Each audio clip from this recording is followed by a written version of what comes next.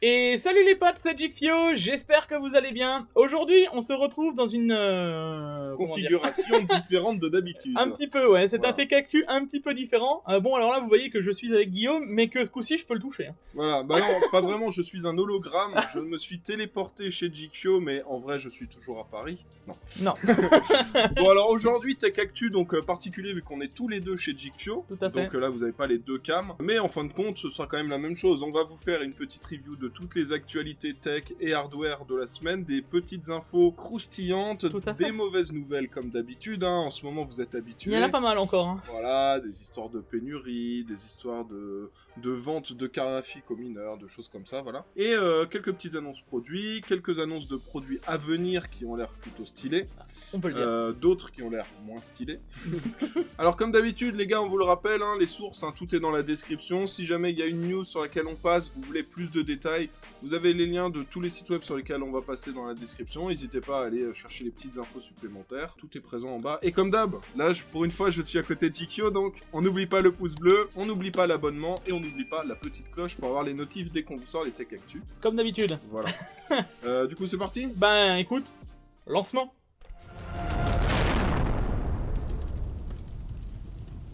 La vidéo d'aujourd'hui est sponsorisée par CDK Offers. CDK Offers, c'est un site où on peut acheter des clés, des licences, même des jeux, mais aujourd'hui ce qui va nous intéresser, c'est Windows 10 Pro pour un peu plus de 13€. D'ailleurs, je vous mets le lien dans la description juste en dessous. Il vous suffira ensuite de se connecter ou de créer un compte si besoin, d'ajouter la licence à votre panier, de rajouter le code JIG20 pour profiter des 20% de la chaîne. Une fois le paiement effectué, on attend 1 à 2 minutes et on se donne rendez-vous dans le User Center. Ici, vous retrouverez toutes les clés que vous avez achetées, vous copiez-collez la clé Windows que vous venez d'acheter, et pour terminer, on se donnera rendez-vous dans les paramètres d'activation de Windows, on copie-collera sa clé, et votre Windows sera activé, voilà. Bon, je suis le maître de l'écran, c'est moi qui contrôle tout. Tout à fait. Du coup, c'est parti. On commence tout de suite avec la petite news insolite. Ah oui. Qu'est-ce que je lis ici? La 6900 XT LC, les cartes servent déjà à miner. Donc vous savez que la semaine dernière, on vous a parlé des cartes, les nouvelles cartes de chez AMD, enfin les nouvelles, les XTXH hein, en version water-cooled, d'origine d'AMD, qui était pas si cher que ça. On avait dit en plus que c'était sûrement le rapport performance-prix le plus intéressant. 1750€, ben voilà où elles finissent.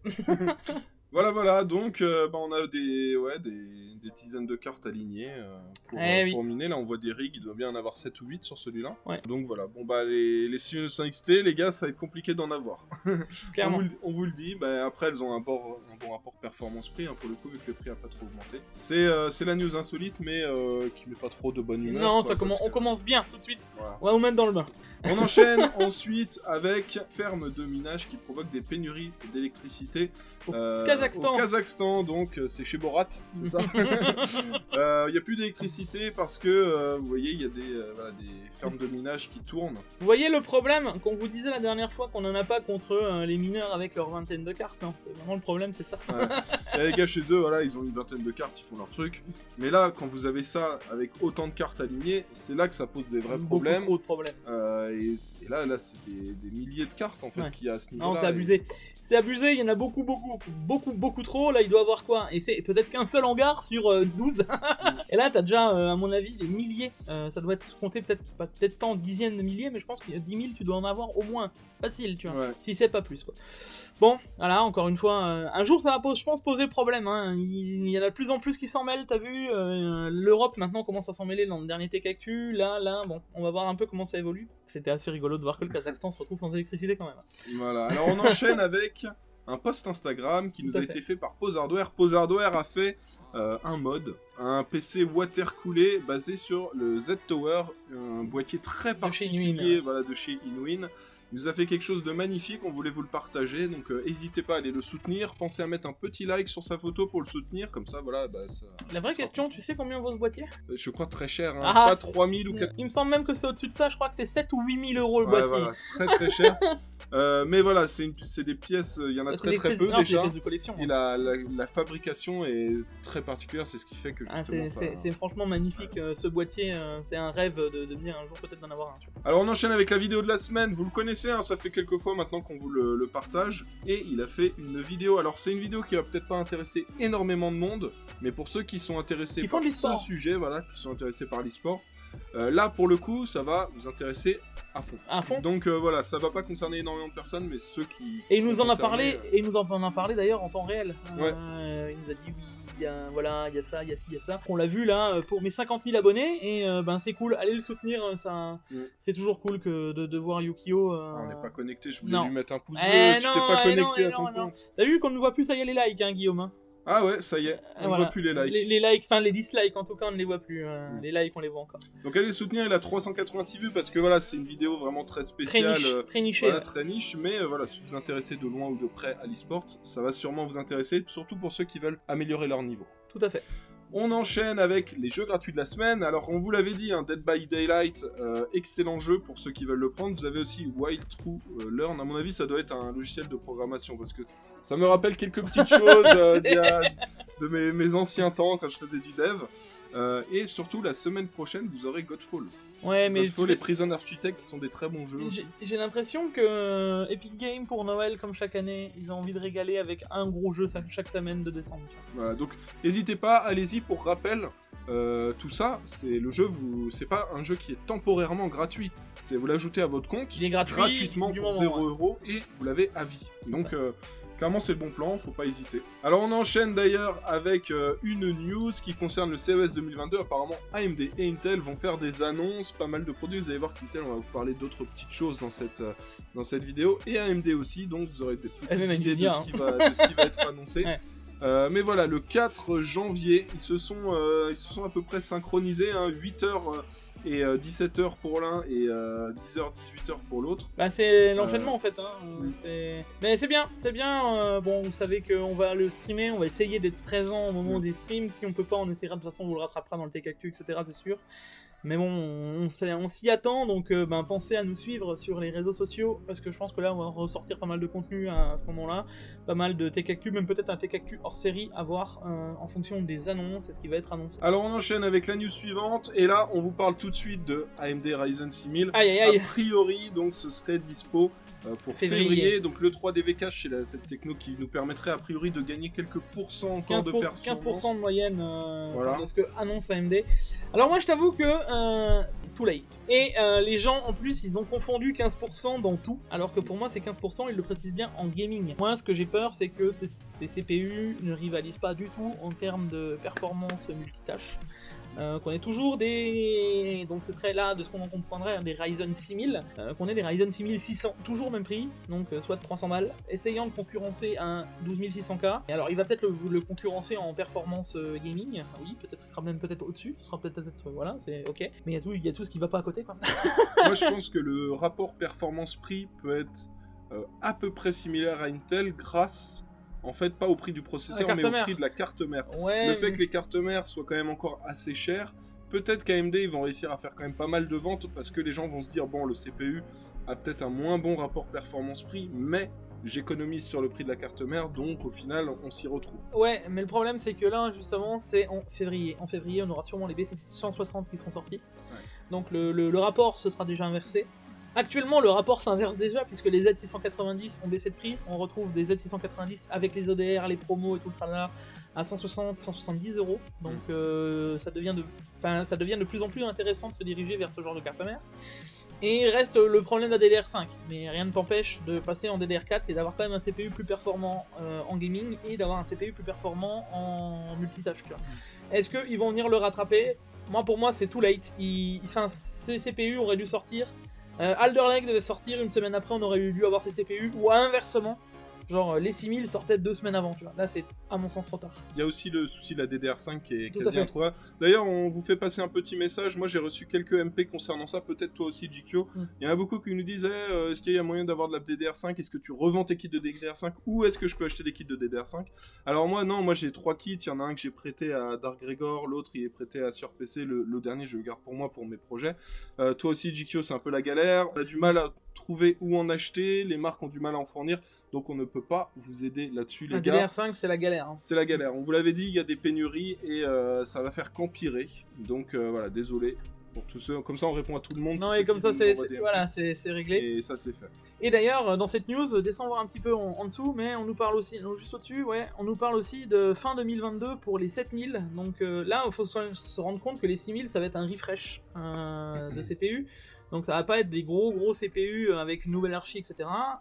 Les 7000 ne sortiront que d'ici fin 2022, voire début 2023. Donc ils sont en retard sur le roadmap. Et Raptor Lake, ils sortent quand? Ils sortent en été. entre juillet et septembre. Ils vont l'annoncer en été, apparemment, déjà. Donc, à mon sens, là, AMD est en train de perdre du terrain en termes d'innovation. Bon, on va voir. Je suis curieux de voir quand même ces CPU. Hein. J'espère qu'on aura un réel gain de 15%. Mais j'ai de forts doutes qu'on ait de fortes augmentations quand même. On enchaîne avec la news suivante, les gars. AMD Radeon RX 6500 XT pour mi-janvier 2022 et la 6400 pour mars. Il y a tout le monde qui s'active. Là, on a des infos comme quoi Intel va sortir des GPU entrée et milieu de gamme. Et tout le monde se réveille. Et tout le monde fait des GPU entrée et milieu de gamme alors que ça fait un an que tout le monde en demande. Tout le monde dit on veut des GPU entrée et milieu de gamme. On aimerait bien des 1060. Voilà, et puis on nous sort des 3080 Ti, 3070 Ti, blablabla. Mais là, maintenant, on en a, a priori, ça va arriver, donc voilà, est-ce trop tard? Non, mais en même principe, en fait, too late. Genre, ça, c'est des GPU qui auraient dû sortir janvier, effectivement, 2021. Tu vois. Moi, ça me sidère qu'on nous sorte ce genre de carte maintenant, en nous disant, mais non, regardez, on pense à vous. Non, mais non, on pense pas à vous, non. Non, c'est trop tard. On comble le trou, ouais. On comble le trou et on veut surtout se remettre un peu plein les fouilles parce que voilà quoi, c'est marketing. Et... Parce que le marché des cartes graphiques fonctionne très bien, vous allez le voir. On va le voir juste après. D'ailleurs, là, encore une fois, même chose, même principe, même punition quoi. On a aussi côté Nvidia la 3050 qui devrait arriver plus rapidement que prévu. Alors ils se dépêchent de la sortir cette carte.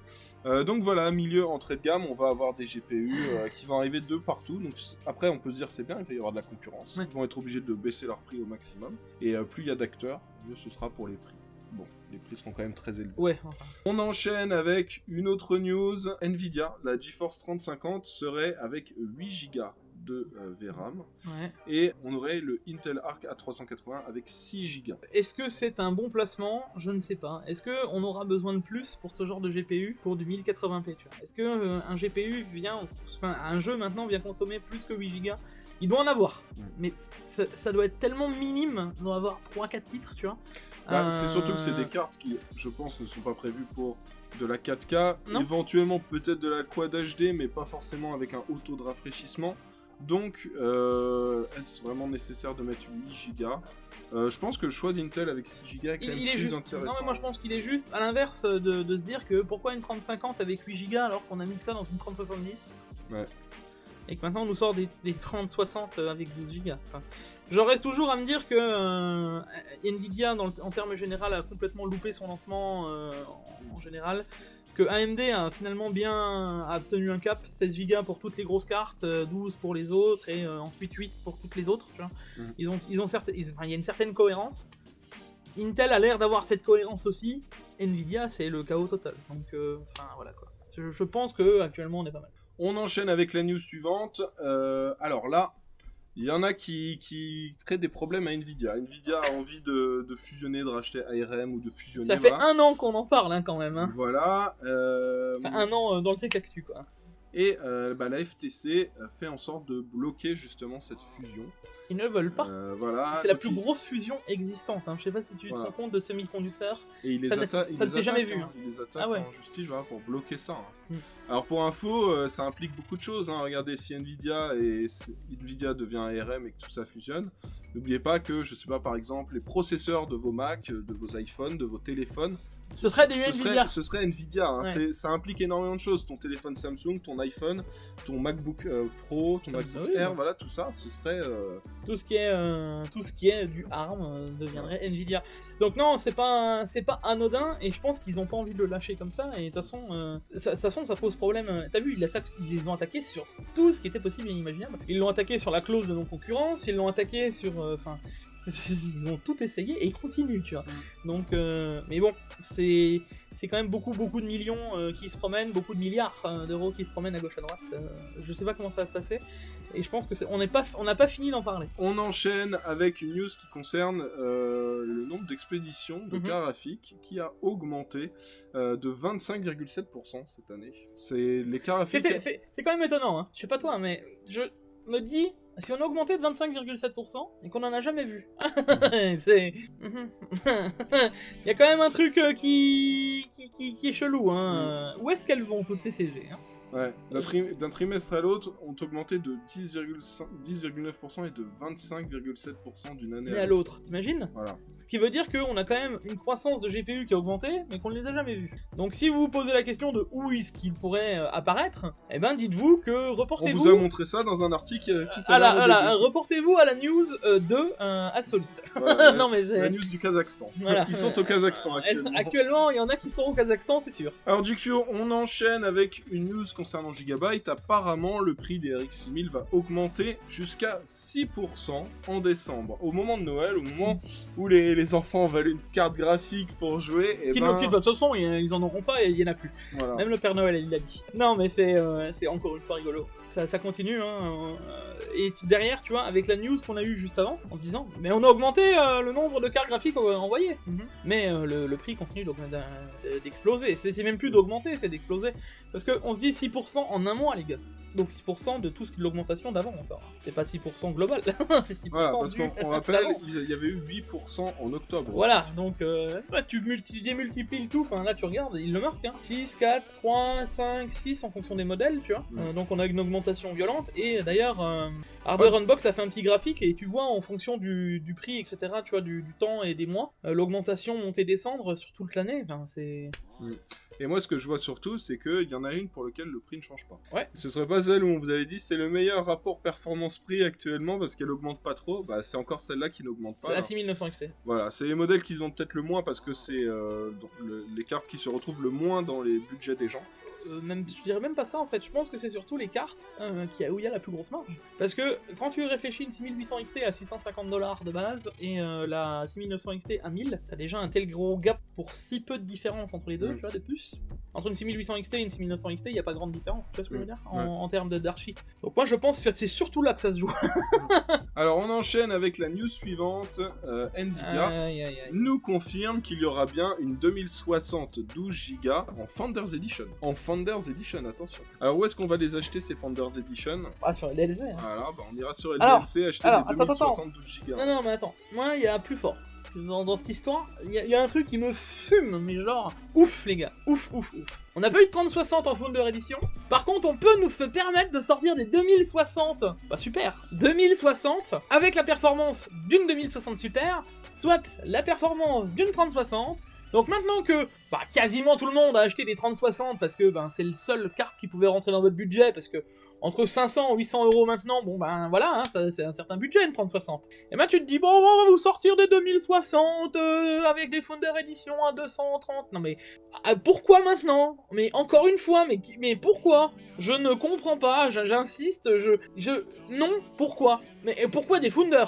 Hashtag Jixio pas content dans les commentaires. Non mais... Vous le connaissez ce hashtag, hein, comme d'hab, je vous le redis. Hein. Non mais ils se foutent de la gueule des gens. Là c'est vraiment, c'est le summum de l'hypocrisie. Ils ont pas sorti de 3060. Ça me sidère. Dans ces cas-là, pourquoi ils auraient pas fait des 3060 Founder? Pourquoi ils l'ont pas fait dès le début? Alors on enchaîne avec la news suivante. Alors là, ça c'est une bonne nouvelle. Côté Intel, hein, ceux qui ont des petits budgets mais qui veulent un PC au top pour le gaming, vous allez a priori avoir un processeur avec un très bon rapport performance-prix, mais aussi un très bon rapport consommation-prix, et donc chauffe. Tout est à peu près lié, mais a priori le i3 12100, il va tout défoncer quand il va arriver, et ce sera le processeur parfait pour jouer avec des petites configs pas chères. Le gaming, je pense que c'est... Enfin, tu sais que le 3300X, moi, m'avait ultra plu, alors là, on peut peut-être descendre et montrer un peu les performances, mais vous voyez, en bleu, hein. Intel, les deux autres, rouge et orange, c'est AMD 3300X en rouge, 3100 en orange.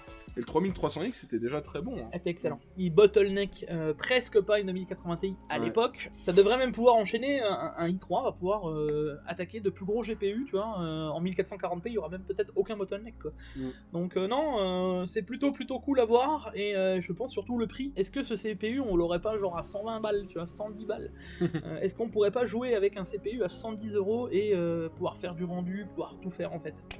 Le petit CPU pas cher et bon à tout. Ouais, bah c'est ça. Donc il y a pas mal d'infos sur le site, de toute façon vous avez le lien dans la description pour Ouais. ceux qui sont intéressés. Il y a eu pas mal de tests qui ont été faits, mais plutôt bonne nouvelle pour les petits budgets config gamer, Clairement. à peu près polyvalentes. Ouais. On enchaîne avec Une autre grosse news, hein. InnoSilicon, qui a priori, ça y est, se lance dans Ah là le maintenant, marché. C'est parti. il rigole plus. On voit déjà des concept cards. Donc je veux dire, on a des cartes. On n'avait pas encore vu, tu vois. D'avant, c'était oui, on a fait tel puce, équivalent à 1081, machin. Là maintenant, on a un truc concret. Et moi, il y a autre chose. Alors, c'est tout ce qui ont blablate. Oui, 16 Go, possiblement 32 Go, DisplayPort, machin. Enfin, ça me paraît logique qu'ils vont mettre toutes ces technos. Moi, ce qui m'a titillé un petit peu, tu peux juste montrer la photo en dessous, là, justement, des représentants. Non, plus haut. Là où ils présentent le benchmark. Et regardez, le benchmark qui tourne, c'est Unigine Even. Donc, c'est bien un benchmark de rendu vidéo. Enfin, nous, on l'utilise dans le gaming aussi. Donc, est-ce que ces cartes, un jour, ne viendraient pas concurrencer les autres? Je me dis, s'ils ouvrent un AMD, marché... Nvidia, Intel, on en aurait un InnoSilicon. quatrième. Ce serait trop bien. Donc, pourquoi pas et c'est un marché complètement externe de tout ça, tu vois. Et derrière, tu vois, on nous parle possiblement de performance entre une 6700 XT et une 6600 XT. Donc ça viendrait quand même peut-être concurrencer. Maintenant, on reste voir le prix, la disponibilité. On n'en est pas encore là, on en est à des années-lumière, sachant que ils vont encore repousser plus loin puisque les autres constructeurs vont arriver avec de nouveaux GPU. Mais c'est de moins en moins rigolo. Tu vois ce que je veux dire? C'est pas juste, ouais, on a sorti une puce proche du 1080. Là, on a des cartes graphiques. Donc à suivre, mais possiblement une bonne nouvelle pour la suite. Clairement. Surtout avec ce qu'on voit là. Alors oui, d'ailleurs, alors attendez, on va peut-être le traduire, c'est comment? Ouais. Alors, j'ai traduit la page pour que ce soit plus compréhensible. Les cartes de minage Sapphire G Pro X080 avec les GPU Navi 22 et 10 Go de mémoire divulguée coûtent 750 €. Le plus important à voir là-dedans, c'est les partenaires des conseils d'administration d'AMD vendent activement des GPU aux mineurs, sauf qu'ils ne divulguent pas ces informations publiquement pour éviter les plaintes de leurs fans. Alors Donc, Sapphire, qu'est-ce que vous faites? voilà, alors Sapphire, on vend des cartes aux mineurs, bravo, félicitations, et après il y a pénurie, c'est ça? Non mais voilà, bah, c'était sûr en même temps, on le sait, hein, c'est pas... mais c'est encore une fois là le problème, les gens. C'est pas... comme je vous disais, les mineurs en France qui achètent leur GPU en France, alors soit le plus gros problème, c'est qu'ils vont pouvoir le payer à des prix exorbitants puisqu'ils vont rentabiliser leur carte, qui s'en fichent peut-être un petit peu plus que vous. Le problème, c'est pas forcément ça. Moi, ce qui me pose problème, c'est ça, c'est que ça part même pas de l'usine en fait. Les mecs, ils se proposent même d'aller, je suis sûr, hein, vous inquiétez pas, déposez-les devant dans une palette filmée, on vient la chercher. Et là, c'est un problème. Au final, c'est un vrai problème parce que ces GPU, on les voit jamais être commercialisés, on les verra jamais sur un étal, on les verra jamais dans une boutique. Et ça laisse pas la chance aux gens de pouvoir l'acheter. Et ça, il est là le problème. Donc non, encore une fois, j'ai rien contre les mineurs. Non, je n'ai rien. Parce que j'en vois qui se disent, ils s'insurgent. Dikfio, tu es méchant. Non, ce n'est pas le cas. C'est vraiment là le problème. Et je pense que même vous, si oui, parce que je sais qu'il y en a qui me regardent, si vous minez chez vous, je pense que vous seriez content de les voir arriver peut-être en étal, ce genre de CG. Et on les verra jamais parce que ils les revendent directement aux grosses fermes au final, tu vois. Et ça, c'est un problème. On enchaîne avec une news concernant Nvidia. Alors attention, préparez vos hashtags JQO pas content dans les commentaires. Je sens qu'on va pouvoir en mettre. Alors Nvidia confirme des 3080 Ti avec 21 Go de GDDR6X. Donc il va bien y avoir des 3090 Ti. Non, c'est même pas ça, le plus intéressant. C'est je me dis, tu vois, 450 watts de consommation. Tiens, ça me rappelle une certaine vidéo, ça. C'est là peut-être la solution pour dire que cette carte graphique va être plus performante que la 3090. Ce n'est pas les gigas de RAM en GDR6X 21 gigabits, ça va être le fait que, vu qu'elle a un power limit débloqué, elle va avoir 10% de plus. Voilà. Alors c'est 24 Go de VRAM mais 21 gigabits par seconde. Oui, Je me oui, suis trompé ouais. au début.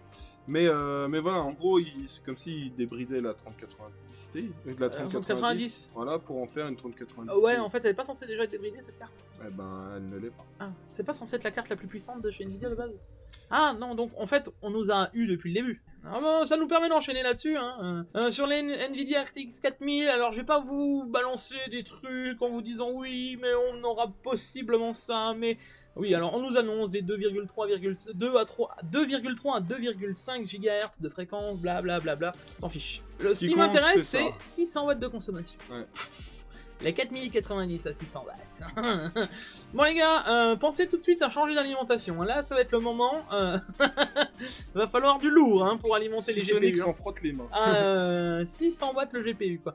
Alors faut savoir que selon ce que j'ai vu d'Asus, des 3090 de temps en temps avec un i9 peuvent faire des pics et sur une alimentation peuvent d'un coup consommer 600 watts et puis d'un coup faire un pic, pouf, et s'envoler à 800-900 watts. Qu'est-ce qui va se passer si juste le GPU on consomme 600 et qu'on continue de sortir des i9 qui en consomment 300-400? Ça va à l'encontre en fait de ce que... Là c'est plus...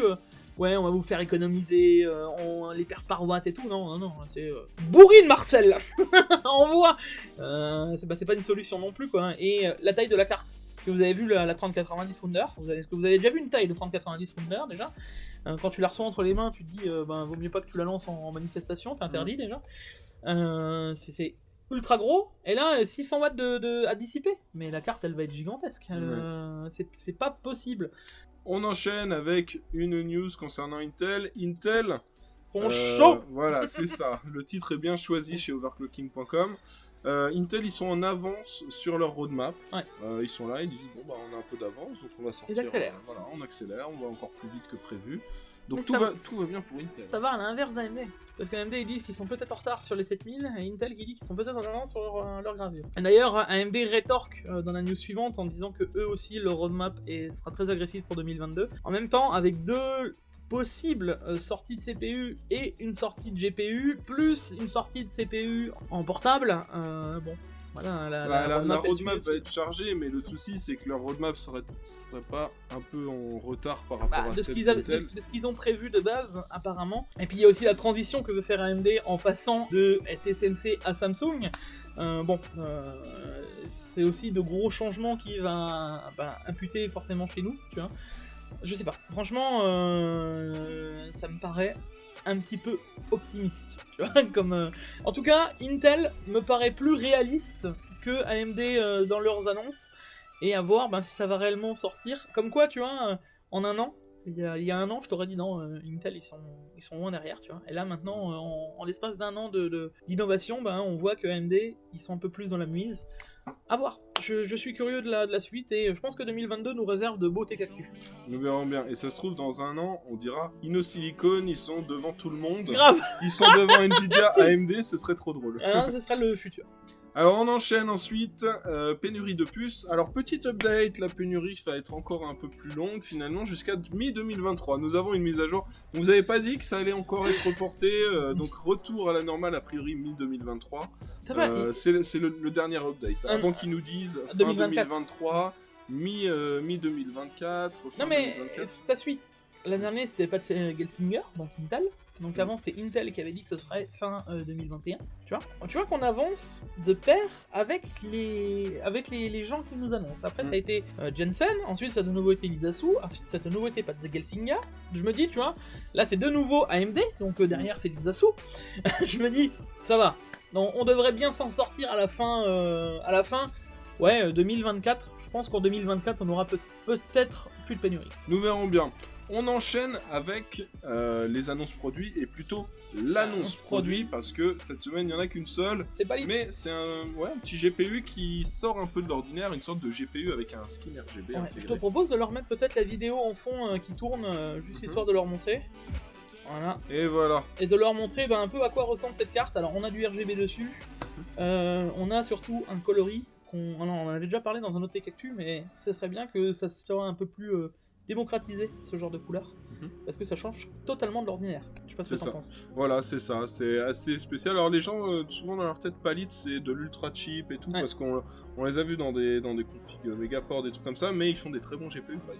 Ben, ça vient aussi, je pense, de un peu top achat, ça a souvent été des moins chers, Palit, tu vois, et non, c'est une très très bonne marque. Il faudra d'ailleurs qu'un jour je me booste à présenter la mienne et que je vous montre un peu ce que ça vaut en termes général.